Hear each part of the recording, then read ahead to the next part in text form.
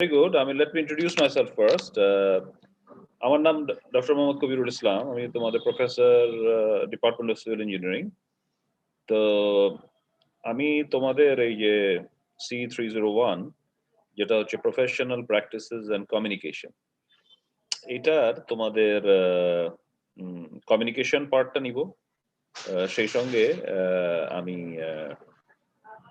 তোমার professional practice পার্টটাও নিব, তার একটা অংশ নিব। আমার মনে হয় সপ্তাহে 3টা ক্লাস, রাইট? এটা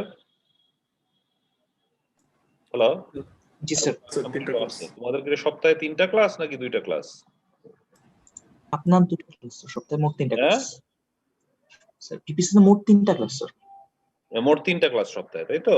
জি স্যার। দুটো হচ্ছে আমার সাথে আর একটা হচ্ছে প্রফেসর ইশতিয়াক আহমেদের সাথে, if I am not guessing wrong, right? G sir. ঠিক আছে, আমি তোমাদের কথা এত আস্তে শুনতেছি কেন? একটু আমার মধ্যে এটা কাজ করছে না। 1 মিনিট।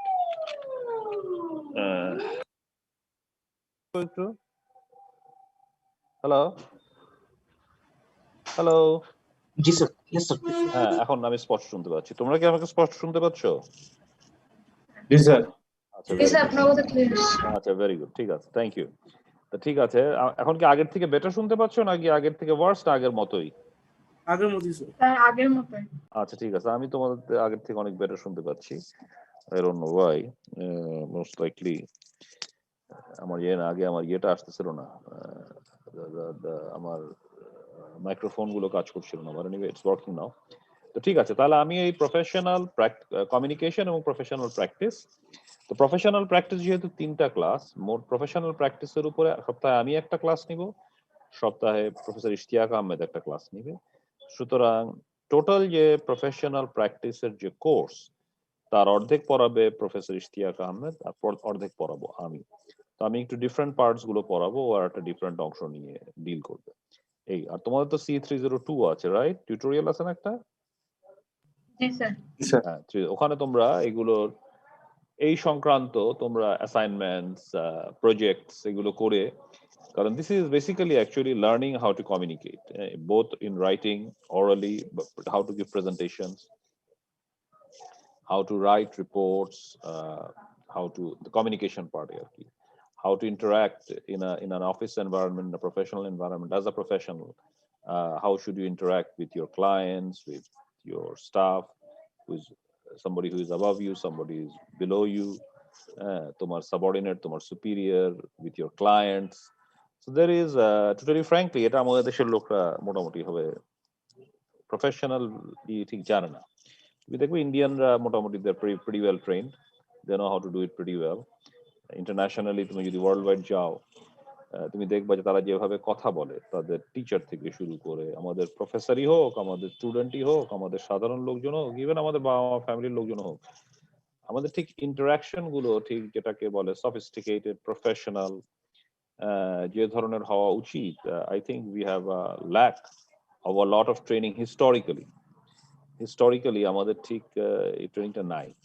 তুমি যদি আমেরিকায় যাও, একটা ইউনিভার্সিটি প্রফেসরের কথা শোনো, একটা প্রফেসর দোকানে যাও, ইভেন একটা টু সামবডি হু ইজ তোমাকে একটা জিনিস বিক্রি করছে, the way he will interact, বা একটা এয়ারপোর্টে যাও, যে কোনো জায়গায় যাও, একটা অফিসিয়ালের সাথে ইন্টারাক্ট করো, the way he will greet you, the way he will deal with you, the way he will say thank you or not say thank you, whatever, তোমাকে যেভাবে জিনিস এক্সপ্লেইন করবে, তার প্রত্যেকটা জিনিসের মধ্যে there will be a high degree of professionalism. তুমি ওখানে এয়ারপোর্টে যাও, তুমি অফিস আদালতে যাও, সবকিছুতে যাও, ডাক্তারের কাছে যাও, তুমি দেখো বাংলাদেশের লোকরা ঢাকায় ডাক্তার দেখায় না, কলকাতায় যায়। আর Calcutta doctors better then? I don't think so. হয়তো there will be some doctors who are better, most likely most are pretty similar. যাচ্ছে কেন? কারণ আচার ব্যবহার, ভদ্রতা, তোমার কথা শোনা ধৈর্য ধরে কলকাতার লোকরা much more professional. Do they love you more? Of course not. They're just professionals. They work, talk with you as a professional. As a professional should behave and talk with you. এটা doctor বলো, engineer বলো, professionals বলো, দোকানদার বলো, everybody in this country, আমাদের দেশে কিন্তু there is a lack of training, and there is a lack of historical precedent regarding how to behave professionally. We just do not know. আমরা জানি না। এবং এটা ইঞ্জিনিয়ারদের মধ্যে আমরা তো অনেক বাইরের লোকদের সাথে কাজ করি, there is a serious lack of the ability to be professional. They don't even understand. We don't even understand what professionalism is all about. তো এখানে আমরা এই কোর্সে তোমাদেরকে এই প্রফেশনাল প্র্যাকটিস বলতে ঠিক আমি যেটা বুঝলাম সেটা না, that is more of the communication part. আর প্রফেশনাল প্র্যাকটিস মানে how do you write tender documents, how do you write a proposal, how do you do a contract agreement, how do you understand a contract agreement. Civil engineering contract agreements are one of the most complex of contract agreements. তার মধ্যে আমরা যেটা পড়বো একেবারে very basic. How do you মানে ask for proposals to be submitted for a project if you're in the government, or if you're doing a big project, তুমি বড় করে তোমার অনেক contractor নিয়োগ করতে হবে. What is the process? How do you draw up a contract agreement? What kinds of contract agreements are there? What is the way to deal with international? আমাদের দেশে বহু বাইরের আমরা বহু বড় বড় কাজ করছি. So then you draw up international contracts. So যখন international contract, of course lawyers থাকে, but there's a huge number of civil engineering. The whole thing is civil engineering actually. আমি যদি আজকে মেট্রো রেল বানাই বা Padma bridge railway link project বানাই, 20,000, 30,000, 40,000 কোটি টাকার কাজ হচ্ছে, রাস্তা বানাচ্ছি, পোর্ট বানাচ্ছি, তো এখানে huge amounts of expenditure. There is a lot of, এত বড় প্রজেক্ট, এত কমপ্লেক্স প্রজেক্ট 3, 4, 5 years ধরে চলবে। দের huge number of components and huge number of different contractors, subcontractors will work in these projects. And there is huge areas যে তুমি কি করবা, আমার কি দায়িত্ব, তোমার কি দায়িত্ব, তুমি কোনটুকু কাজ করলে আমি তোমাকে পয়সা দিব, কি কাজ করলে তোমাকে আবার কাজ করতে হইতে পারে, তোমাকে আমি পয়সা দিব না।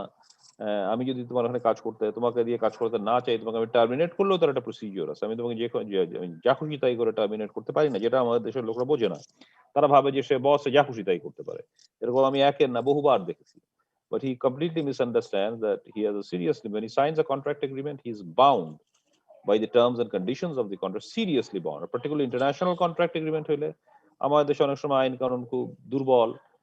আমাদের লোকরা যারা পাওয়ারে পজিশনে থাকে, সে রোডস অ্যান্ড হাইওয়েজেই হোক, সামরিক বাহিনীতেই হোক, বেসামরিক বাহিনী, সেভাবে যে সেভাবে যা খুশি তাই করে পার পেয়েও যায়। If you're signing an international contract, you will be in big trouble. তোমাকে একটা এক্সাম্পল বলি যে একটা বাংলাদেশে এরকম কাজে এরকম একটা সমস্যা হয়েছে। বাংলাদেশের গভর্নমেন্ট বলছে না আমি দিব না, 400 কোটি টাকা পাওয়া না বিদেশি কন্ট্রাক্টরের। তো বাংলাদেশের প্লেন সিঙ্গাপুরে গেছে, ও তো বিদেশি কোর্টে ইয়ে করছে, কেস করছে, সেই কোর্টের পক্ষে তার থেকে রায় দিচ্ছে, বাংলাদেশের প্লেনই আটকাই দিচ্ছে, প্লেন আর বিমান মধ্যে ছাড়ে না, কোর্টের অর্ডার। তখন বাংলাদেশ 400 কোটি টাকা দিয়ে তার প্লেনকে ছাড়াইতে হচ্ছে। এরকম হইতে পারে, কারণ beyond the jurisdiction of your country. তোমার দেশেও এটা হওয়া উচিত, আইন কানুন থাকা উচিত, কোর্ট শুড বি ইন্ডিপেন্ডেন্ট। তোমার দেশে যদি না থাকে, বাইরে তো আছে। সুতরাং আর আমাদের দেশে প্রচুর ইন্টারন্যাশনাল কাজ হচ্ছে। So you have to understand, you have to understand contracts, you have to be sure what you're signing, you have to understand it properly. এগুলো অনেক সময় thousands of pages of volumes হয়, আর আমাদের সিভিল ইঞ্জিনিয়ার কিছুই বোঝে না, to tell you frankly. তোমাদের মতো ছেলেরা ইংরেজি ভালো মতো বোঝে না, ওয়ার্ডসই বুঝে না, এখান থেকে সেখান থেকে কাট অ্যান্ড পেস্ট করে। কারণ পড়াশোনার ব্যাপারে তুমি যদি সিরিয়াস না হয়, এগুলো যদি থরলি না পড়ো, পরে যদি নিজেকে প্রস্তুত না করো, এগুলো আধা খাচড়া ভাবে করা যায় না।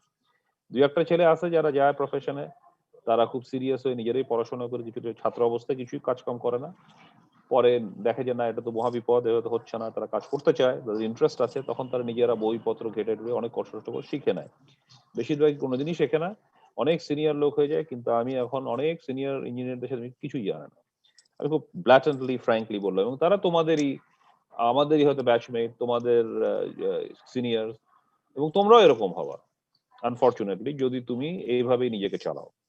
If you're not serious about working professionally, if you're not serious about doing things professionally, if you're not serious about working very hard and learning your stuff when you're young, then ultimately what's going to happen, maybe in an environment in this country যেখানে মানুষ যা খুশি তাই করে এবং তা দিয়ে পার পেয়ে যায়, অনেক সময় লোকজন চুরি চামারি করে টাকা পয়সা কামাই করে, সেই করে, কিন্তু দেখা যায় কিছুই পারে না, তারা কমপ্লিটলি ইনকম্পিটেন্ট।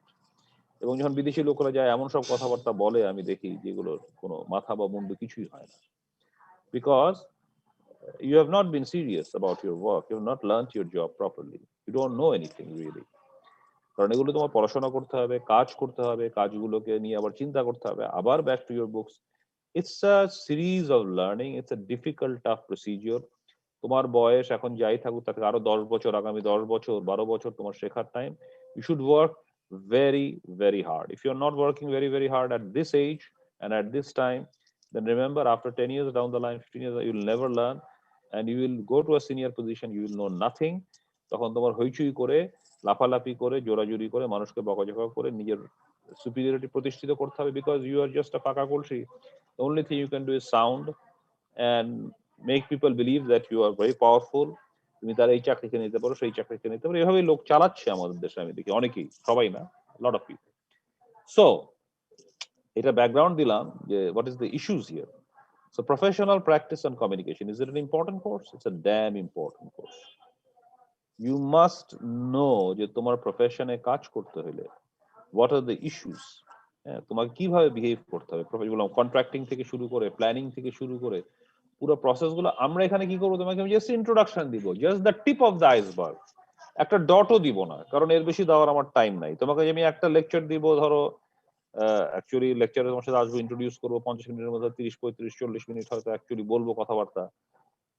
এটা এই পুরো সাবজেক্টের উপরে হয়তো কয়েকশো বই আছে, কয়েক কোর্সই আছে প্রচুর, প্রতিটা লেকচারের উপরে কোর্স আছে। Their entire courses, not one course, several courses. Communication is a major core course of any MBA program in Bangladesh and around the world. And communication is a major course around all professionals. Civil engineer communication course থাকে, professional practice course থাকে। কারণ ইঞ্জিনিয়ারদেরকে কমিউনিকেশনও খুব ভালো মতো করতে হবে, professional প্র্যাকটিসও খুব ভালো মতো জানতে হবে। আফটার জাস্ট আ ফিউ, 1-2 বছরের মধ্যে বিভিন্ন প্রজেক্ট করতে হয় এবং এর সাথে সব সময় এগুলো জড়িত থাকে। Not for engineers, for everybody, কারণ আমরা এখানে particularly for engineers লিখবো। So that is the background of what I'm trying to say. এখন আমি যেটা মানে আমি যেভাবে কোর্সটাকে ডিজাইন করব সেটা হচ্ছে এরকম যে আমি প্রথমে কমিউনিকেশন, আমি তোমাদের কোর্স সবগুলো আপলোড করে দিব। The course is material is doesn't, মানে আমি সব দিয়ে দিলাম, তুমি পড়লা, তুমি মুখস্থ করলা, হয়তো পরীক্ষায় ভালো করবা। কারণ আমি যদি একটু কঠিনভাবে প্রশ্ন করি, আমি করি না, আমি যদি ক্রিটিক্যালি প্রশ্ন করি সব ছেলে ফেল করে দেবে, I know. So that will be a headache for me. কারণ এখানে তোমরা যেভাবে পড়াশোনা করো, তোমাদেরকে পাস, মানে আমি যদি ঠিক যাই তোমাকে মুখের উপরে রসগোল্লা করে তুলে দেই, তাহলেই খালি লোকজন এখানে পাস করতে পারে, নাহলে কেউ এখানে বেশিরভাগ অল্প কিছু ছেলে পাস করবে, বাকিরা পাস করবে না। এটা আমি জানি। Not because you know a lot, because you don't know a lot and you will all fail if I do a proper, আমি যদি ইন্টারন্যাশনাল স্ট্যান্ডার্ড আমি যদি একটা এক্সাম নেই, তো সব ছেলেপুলে ফেল করে যাবে। এই জন্য ভয়ে আমি একটা ভেরি সাবস্ট্যান্ডার্ড এক্সাম নিব, যেখানে তোমাকে হুবহু আমি যা পড়াইছি হুবহু ওখান থেকে দুই একটা তুলে দিই, প্রশ্ন করি। কারণ এর বাইরে তুলে দিলে তুমি বি সি ডি পেয়ে যাবা, বিদেশে আর যাওয়া হবে না কারো, জিপিএ কমে যাবে অনেক, এই সেই সমস্যা হবে। তো দয়া করে আমরা করি যে বিদেশে গিয়ে, ঠিক আছে এখানে বাংলাদেশে কেউ পড়াশোনা করে না, বিদেশে গিয়ে লোকজন পড়াশোনা করবে, ওরা করেও তাই। ওখানে গেলে তখন লোকজন তো একটা ভীষণ চাপের মধ্যে পড়ে, তখন না খেয়ে রাত দিন 24 ঘন্টার মধ্যে 18 ঘন্টা পড়াশোনা করে। এখানে যেসব গ্যাপ গুলো হয়েছে সেগুলো কাভার আপ করে, তো সুতরাং তারা পেরে যায়। এই জন্য আমরা একটা হাবিজাবি একটা পরীক্ষা নিয়ে নেই। তুমি কোনো রকম মুখস্থ করে হয়তো কোনো ক্লাসেই আসলা না, এখানে আমি অবশ্যই ব্যবস্থা করবো। এখন আমি ঠিক জানি না এটা কিভাবে করবো, কিন্তু I am sure we have a method, so আইল ফিগার ইট আউট। আর তোমরা যারা যারা এখানে আছো, কতক্ষণ ধরে আছো, আমি হয়তো লগ পাবো একটা, আই থিঙ্ক। তো লগটা চেক করলে আমি তোমাদের ক্লাস প্রেজেন্স ইয়ে করবো। তুমি হয়তো থাকতেও পারো এখানে, নাও থাকতে পারো সামনাসামনি। আমি হয়তো কাউকে না কাউকে হঠাৎ করে বলে বসতে পারি যে তুমি একটু তোমার ছবিটা অন করো, ভিডিওটা অন করো, I want to see you. তো এরকম যদি বলি আর তুমি যদি তোমাকে দেখাইতে না পারো, তাহলে কিন্তু প্রবলেম। হ্যাঁ, so remember that. But anyway, কথা হচ্ছে যে এখানে তুমি থাকবো ওই কারণে না, তোমাকে ধরাধরি করার কোনো উদ্দেশ্য আমার নাই। আমি সব ক্লাস নোটস দিয়ে দিব, কারণ ধরাধরি করার, এটা university is not a place for that. আমি ক্লাসগুলো important is because what is the issue here, as I will just discuss the basic essence of the courses. এখানে নোটের মধ্যে কি আছে না আছে is not the issue. Issue is developing your interest in reading through এইসব জিনিস। তোমার অনেক পড়াশোনা করতে হবে। CO 302 তে তুমি কিছুটা প্র্যাকটিস করবা, and you have to practice these things continuously, and to really become good in communications, to become good in professional practice, able to communicate and do write proper contracts, do proper planning of projects, etc., etc. এটা একটা long হল, it takes a long time. আমরা তোমাকে introduce করাই দিচ্ছি খালি। So this is an introductory process. এটার যে ইম্পর্টেন্স, এটার মেইন কনসেপ্ট কি, এগুলো তোমার মাথায় ঢুকলো, তুমি বুঝতে পারলা যে না এটা তো গুরুত্বপূর্ণ জিনিস। হয়তো তুমি প্রথমে আসছো প্রফেশনাল, একটা হাবিজাবি কোর্স করলা, কোনো রকমে ফিনিশ করলে, বাট আসলে দেখা যাবে in real life this is going to take up, this make or break you actually. তুমি চাকরিতে উন্নতি করবা কিনা, খালি বাংলাদেশে না, সারা পৃথিবীতে, will depend upon your ability to communicate properly, both in writing, in speaking, in presenting yourself, which engineers have to do continuously, particularly বিদেশে প্রচুর প্রেজেন্টেশনও দিতে হয় ইঞ্জিনিয়ারদেরকে। এখানে ইঞ্জিনিয়ার সেভাবে দেয় না, যেগুলো এখানে lack of accountability আছে, but if there is accountability you have to present and you have to defend yourself. We must know how to do this. এবং এগুলো তুমি যদি প্রপারলি না পারো, তুমি যতই ব্রিলিয়ান্ট হও, তুমি কিন্তু কাজে বেশি উপরে উঠতে পারবে না সারা পৃথিবীতে। এখানে তালায় মেলায় লোকে উপরে উঠে, সার করলে উপরে উঠে যাওয়া যায়, বেশিরভাগ জায়গায় পারা যাবে না, কাজ করে উপরে উঠতে হবে। So you have to know how to behave professionally, how to communicate professionally, how to do things professionally. So তার একটা introductory process আমরা এখানে পাবো মাত্র, just the introduction. Okay, so আমি এখন তোমাদেরকে let's try to go to the আমি তো ভুলেও গেছি অবশ্য। আমি কি শেয়ার স্ক্রিন ইয়ে করতে হবে? আমি তো ভুলে যাই, মানে অনেকদিন করে না যখন জুমটা। আমরা কি শেয়ার স্ক্রিন ইয়ে করতে হবে নাকি? হ্যাঁ, মনে হয় শেয়ার স্ক্রিন দিতে হবে। আচ্ছা, শেয়ার স্ক্রিন দিলাম। আমার মনে হচ্ছে এই যে সিলেবাস। হ্যাঁ, let's try to do this. তোমরা কি দেখতে পাচ্ছ? হ্যালো, কেউ বলতে হবে আমাকে। ইয়েস স্যার, দেখা যাচ্ছে। আচ্ছা, ঠিক আছে। তাহলে এগুলো আমি সব দিয়ে দিব মাইক্রোসফট টিমসে, হোপফুলি এখন না হলেও কয়েকদিনের মধ্যে এটা থাকবে। দ্য ইস্যু ইজ ওটা থাকাটা কোনো কথা না। লেকচারে আসলে I would like to interact if possible, কারণ এখানে আমি সবকিছু শেষ করতে হবে এমন কোনো কথা নেই। দরকার হলে আমি একটু এক্সট্রা ক্লাসও নিতে পারি। But the issue is we discuss the main core concepts and issues. আচ্ছা, তাহলে আমি এখন এটাকে দেখি ফুল স্ক্রিন করি। ওকে,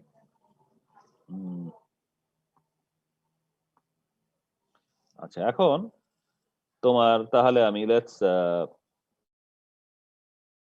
301 প্রফেশনাল প্র্যাকটিস। এখানে কিন্তু কমিউনিকেশন পার্টটা আগে আমি দিচ্ছি। আমি যেভাবে করব, আমি আমার মোট আমাদের 14 সপ্তাহ ক্লাস, আমাদের কত সপ্তাহ ক্লাস? আমি এগুলো সব ভুলে যাই, আমাকে বলতে পারবা?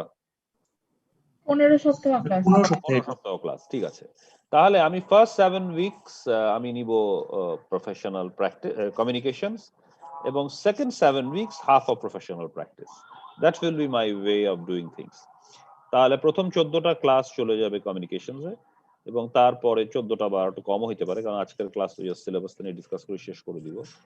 আজকে তোমাদের আমি একটু সময় নিচ্ছে to how to figure out যে তোমাদের সাথে কিভাবে কমিউনিকেট করবো, এটসেট্রা এটসেট্রা। তো এনিওয়ে, আর আমি হয়তো নেক্সট উইকের মধ্যেই যদি আমাদের 301 ফোল্ডারটা তৈরি হয়ে যায় মাইক্রোসফট টিমসে with all your student numbers and emails, তাহলে আমি সেখানে তো আমি এটা দিয়ে দিব।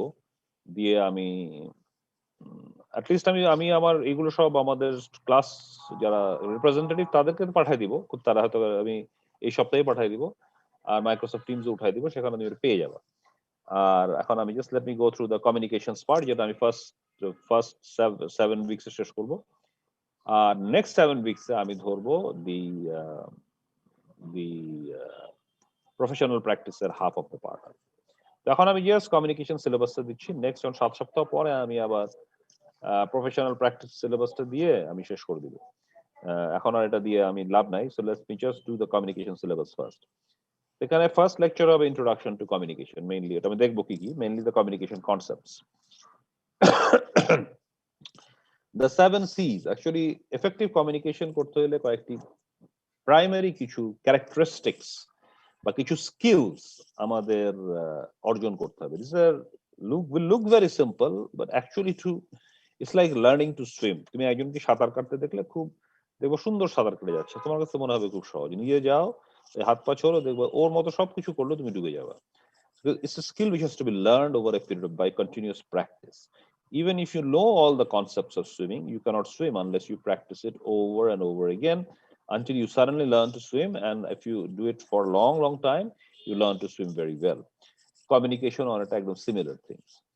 আচ্ছা, তো এটা আমরা শিখবো দ্য মেইন কয়েকটা কোর ওয়ার্ডস দিয়ে, যে 7 সি দিয়ে শুরু হওয়া কি কি স্কিল গুলো আমাদের অর্জন করতে হবে to communicate effectively.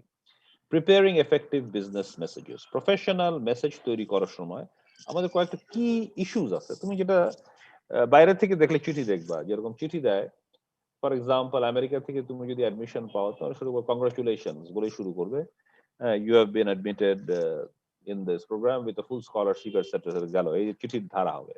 On the other hand, তুমি যদি অ্যাডমিশন না পাও, তাহলে ওভাবে বলবে না, যে সরি দিয়ে শুরু করবে না, থ্যাংক ইউ দিয়ে শুরু করবে, thank you very much, you have been, তোমার অ্যাপ্লিকেশনটা খুবই সুন্দর ছিল, এই ছিল, তোমাকে অনেক প্রশংসা করবে। তারপরে একদম অনেক শেষে বেশ 3-4 লাইন করার পরে বলবে যে হাউএভার এবার আমরা অনেক অ্যাপ্লিকেশন পাইছি, which may be true, হয়তো অনেক, যদি এমআইটি তে হয়, ধরো সারা পৃথিবী থেকে অ্যাপ্লাই করবে, ওরা হয়তো 30 জন 40 জন নিবে গ্রাজুয়েট স্টুডেন্ট, হয়তো 3000 5000 10,000 সবারই হয়তো ভেরি হাই জিআরই স্কোর, সবকিছুই ভালো আছে, কিন্তু সবাই কিন্তু সে নিতে পারবে না, তো প্লেস আছে। সুতরাং তোমাকে থ্যাংক ইউ দিবে, তোমার পুরো নিশ্চয়ই ওরা ভালো মতো পড়ে থাকবে হয়তো, বা পড়ে থাকলে পড়ছে কি পড়ছে, কি ভালো পেয়েছে সবগুলো বলবে, বলে তারপরে this is the way to really communicate. You never say, you even if you criticize, you don't criticize really, you point out the weaknesses so that person can improve himself. So the idea here is to show him a pathway to improve himself, and that is the effective business message এর মূল কথা, যে আমি core issues গুলোকে address করবো in a very positive fashion.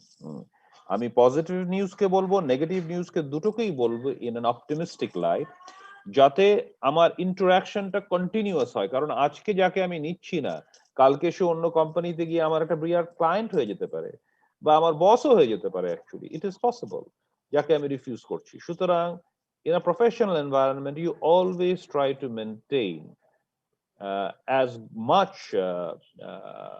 good relationship with your clients as possible.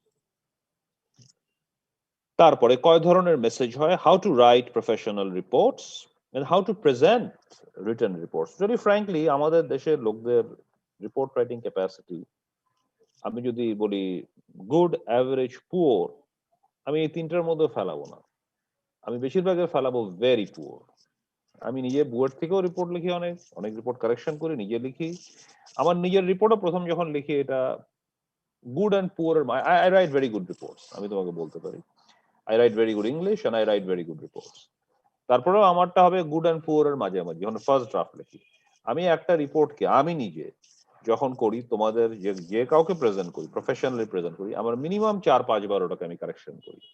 আমি অনেক ঘন্টার পর ঘন্টা সময় দিই, প্রতিটা সেন্টেন্সকে আমি বারবার পড়ি এবং দেখি। আর তোমরা যখন আমি তোমার রিপোর্ট চাই, তুমি প্রথমবার লিখো এবং তুমি আসলে কিছুই লিখতে পারো না, ওটা ভেরি পুয়ার হয় না, ওটা হয় very very poor. Very very poor থেকেও গুডে যাওয়া যায়, তুমি যদি ওটার পিছনে সময় দিয়ে ওটাকে বহুবার দেখতে, চেষ্টা করে চিন্তা করতে, ইয়ে করতে, আরেকজনকে দেখাইতে, there are certain procedures to follow. Then over a long period এইভাবে করতে করতে করতে করতে আমারও বহু সময় নিছে ভালো রিপোর্ট লেখার এই ক্যাপাসিটিতে আসতে। এবং তোমাদের কিন্তু ভালো রিপোর্ট লেখার fantastic capacity, it's one of the maker. বা একজন প্রফেশনালকে প্রচুর রিপোর্ট লিখতে হয়, এবং সে প্রফেশনালি কতদূর আগাবে না আগাবে সেটার অনেকখানি ডিপেন্ড করে। Actually I think more than 50%, probably 60-70% depend করে is not what kind of work he does, but how does he report what kind of work he does in writing. আচ্ছা, তারপর আসে oral presentation of written reports. For engineers it is exceptionally important, particularly internationally. যখন কোনো বড় contract হয়, সেই কন্ট্রাক্টের সম্বন্ধে আমি যদি রিপোর্ট দেখি বা আমি যদি প্রপোজাল পাঠাই, আমি যদি হাজার হাজার কোটি টাকা কন্ট্রাক্ট হয়, তাহলে শর্ট লিস্ট করে ইঞ্জিনিয়ারদের করে প্রেজেন্ট করতে বলা হয়। শহরের সোনারগাঁয় 3 দিনের সেমিনার হতে পারে, এটা খাওয়া দাওয়ার সেমিনার না। এখানে প্রফেশনালরা আসবে, তারা রিপোর্টটা যে করেছে, রিপোর্ট একটা 2000-5000 পাতার রিপোর্ট, এরকম 10টা কোম্পানির রিপোর্ট দিয়ে পড়ার করার কোনো সময় নেই। এগুলো যখন প্রেজেন্ট করে, সে কোর ইস্যুস গুলো প্রেজেন্ট করে, ওখানে অনেকে থাকে এগুলো অনেক কিছু বোঝে না, তাকে সহজবোধ্য করে প্রেজেন্ট করে, এট দ্য সেম টাইম সবকিছুই প্রেজেন্ট করে।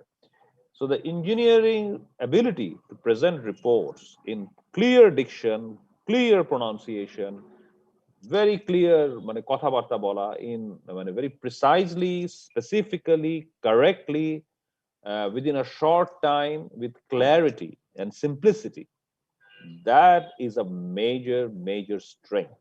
To tell you frankly, এই strength আমাদের almost নীল বলতে হবে বাংলাদেশে, 2-1 জনের থাকলেও থাকতে পারে, আমি দেখি নাই খুব একটা। কমিউনিকেশনস, তারপর হচ্ছে proposals, how to right project proposals. কারণ আমরা যখন বড় বড় প্রজেক্ট করি, তখন কোম্পানিদেরকে বলি, আয় তোমরা কি এই প্রজেক্টটা করতে পারবা, তোমাদের প্রপোজাল পাঠাবো, যদি পারো তাহলে প্রপোজাল পাঠাও। এবং সেই প্রপোজাল গুলোকে ইভ্যালুয়েট করে। এটা রিপোর্টস হচ্ছে একটা কন্টিনিউয়াস প্রসেস, আর proposal is against a project, যেটা আমি করতে চাই। আমি পদ্মা ব্রিজ করবো, আমি এখন সেকেন্ড পদ্মা ব্রিজ করবো, তো বড় বড় কোম্পানিদেরকে বললাম আমরা সেকেন্ড পদ্মা ব্রিজ করতে চাই, ছোটখাটো একটা টার্মস অফ রেফারেন্স টিওআর বলে লিখি, তখন ওদের এগেইনস্টে আমরা সারা ওয়ার্ল্ড থেকে লোকজনকে প্রপোজাল পাঠাতে বলি, তখন তারা প্রপোজাল পাঠায়। আর একটু আগে যেটা দেখলাম, oral presentation of written reports, written প্রপোজালসও হতে পারে। এই প্রপোজাল গুলোকে প্রেজেন্ট করতে হয়, যখন কেউ সিলেক্টেড হয়, তখন সে যখন কাজ করে, কাজের অগ্রগতির রিপোর্ট হয়, সেই রিপোর্টটাও প্রেজেন্ট করতে হয় from time to time. Informal oral communication. Informal oral communication is basically আমার ওয়ার্ক এনভায়রনমেন্টে আমার কলিগ, আমার অধস্তন, আমার সুপিরিয়র, আমার সাবঅর্ডিনেট, সবার সাথে আমরা কমিউনিকেট করি beyond professional work, day to day বেসিসে। That is informal, that's very important. কারণ আমার মানুষের সাথে কি ধরনের সম্পর্ক, না every work, every office is a team work. সারা পৃথিবীতে কোনো মানুষ মরে গেলে পৃথিবীর কোনো সে যতই নোবেল প্রাইজ হোক, যতই আইনস্টাইন হোক, পৃথিবীর কাজ কিন্তু থেমে থাকবে না, পৃথিবীর অগ্রগতি সবকিছু আগায় যেতে থাকবে। However brilliant you are, so nobody is indispensable but everybody is important. এই কথাটা মনে রাখতে হবে। Nobody is indispensable but everybody is important. Why is everybody important? Because we all do it together. So teamwork is very very important. আমাদের দেশের লোকরা teamwork কেমন বোঝে, আমি মনে করি একেবারেই বোঝে না। লোকজনের ধারণাই নাই টিমওয়ার্ক কিভাবে করতে হয়, টিমকে কিভাবে চালাইতে হয়, মানুষকে দিয়ে কিভাবে কাজ করাইতে হয়।